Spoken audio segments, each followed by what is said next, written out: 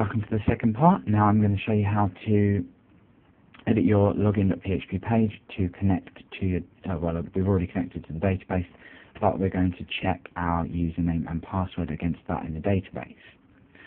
Now, we've already connected to our database, and from refreshing this and resending my username and password, we can establish that there has been no errors, i.e. this error here, and we've seen that if we don't type data, we will get an error. Now, firstly, what I'm going to do is I'm going to set up a query. If you've used MySQL or any structured query language before, you'll know that you can query a database. I think Microsoft Access has this. So what we're going to do is we're going to say select. In fact, we're going to say select star because we need the ID, the username, and the password. I mean, I don't think we need the ID, but I'll say select star anyway. It will grab all the data. So select star from, and we've called this, let's have a look, users. So select star from users, and here we're going to say where username, which is the name of what our, if we have a look here, it's the name of this here, and we are going to say where username equals and the username that has been typed. Now, if the username doesn't exist, we need to have some kind of error message to say, hold on a second, that user doesn't exist. So what we need to do is we need to use another function, MySQL function, called MySQL num_rows. So it counts the number of rows that have been retrieved from the query you have given the database.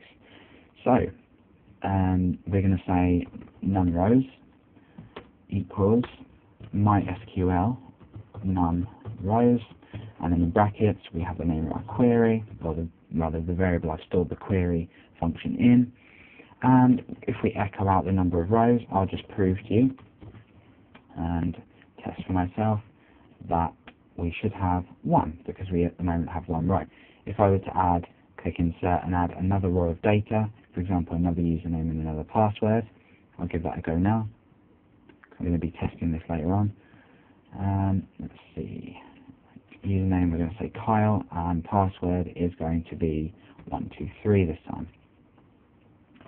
Okay, so we can go. And there we are.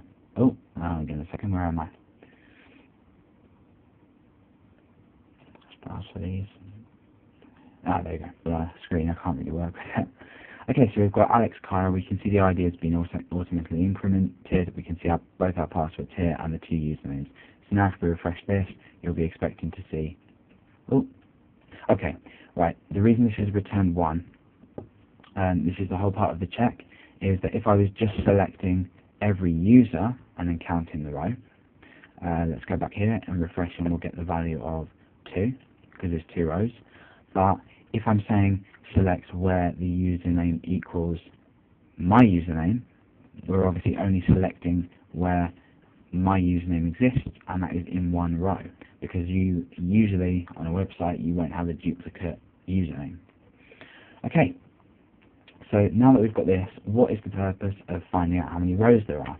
Now the purpose is that we can say if num_rows is equal to nothing, then that means we can, or rather, if my num_rows doesn't equal to nothing, then we can execute the code we need to do, that we need to log in. Otherwise, else, we need to echo out, or rather, die again. We need to die, that user doesn't exist. So basically what we're doing is we're checking that a row has been returned where we've supplied this username. And if it doesn't equal nothing, we can execute our code to log in. Otherwise, we're going to die and say that username doesn't exist, because this will equal 1, 2, 3, 4, and so on. So, it will equal. If it doesn't equal nothing, then it must equal something. But if it does equal something, it will echo this else. So if it's equal to 0, that basically means that no results have been returned. So I'm going to resend this. Actually, let's go back. and let's get rid of our echo non-rows. Okay, so let's go back to our main page and we'll log in with Alex and ABC. Password doesn't matter at the moment. Nothing's happened because no errors have been returned. If I use, for example, Billy and type a password in, log in, that user doesn't exist because no rows that have the username equal to Billy have been returned. So we can see that that's working. I'll go back to my original thing. So, Alex, and my password is ABC. Okay. Now, the code to log in. What we need to do to log in is we need to perform a password check. So, to grab the password, I'm going to use a function. Sorry, not a function. I'm going to use a loop, and that is going to be the while loop. And what I'm going to say is I need a variable name. I'm going to say row, and that is equal to MySQL. That is equal to MySQL fetches a row as an array. Okay, so I'm going to say MySQL fetch ASOC for short, and inside this is going to be my query. Okay, so I've got my query there. From this, we're fetching each column data from here and putting it into an array called row. Okay, so obviously with the while loop we're going to have our brackets, and now we're going to set some variables. So I'm going to say db username, which is the username that I'm going to extract from the database, is equal to the row, and this is the row name, so username. So as we can see here, this is the row name. If this is an array of the data, then each of these, this is going to be ID, username, and password. We're not using 0, 1, 2, although I'm not sure that does work. So for now, we'll keep it simple and we'll directly reference the name of our column. So the database username is going to be row and that, since this is an array due to this function on our query.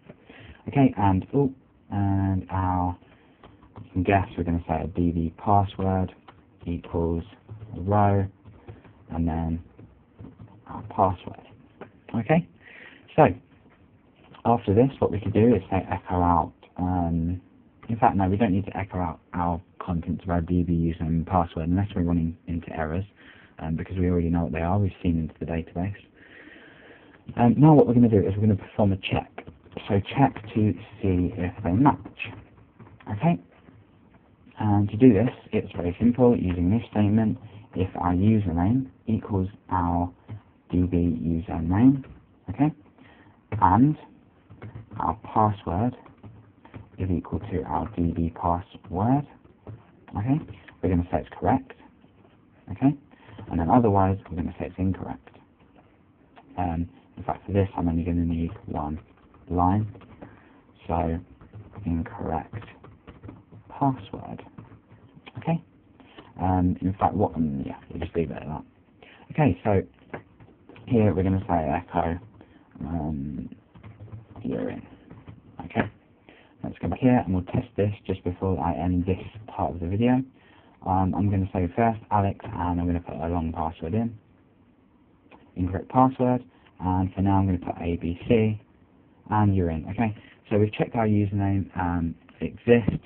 We've checked both fields exist, so please enter a username and password. If we enter a username and a wrong password, we get an error message, incorrect password. If we enter the correct password, we get you're in.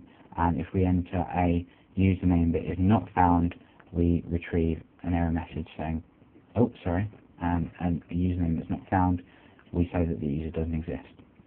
Okay, so join me in the next part, and I'll show you how to create your sessions and your logout page. See you there.